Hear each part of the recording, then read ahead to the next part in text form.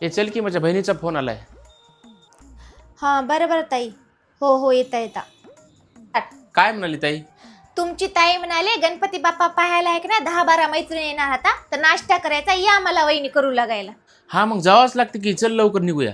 आपल्या घरी बी 11 दिवसाचे आहे की नाही गणपती बाप्पा हाते की नाही घरी ते दारी आहे की नाही कामी इथं सासूबाई राबीते आणि तिथं आहे की नाही हे बाई राबवायला बोलवाली आणि होय हो मी आहे की नाही असं जेव का उठलं की आज म्हणल्या मला आहे की नाही पार्लरला जावं लागते हे असं बघा वॅक्सिंग काहीच केलं नाही अवतर कसा झालाय मग मी पार्लरला जाऊन वॅक्स करून येते त्याला सांगा की आम्ही उद्या येता.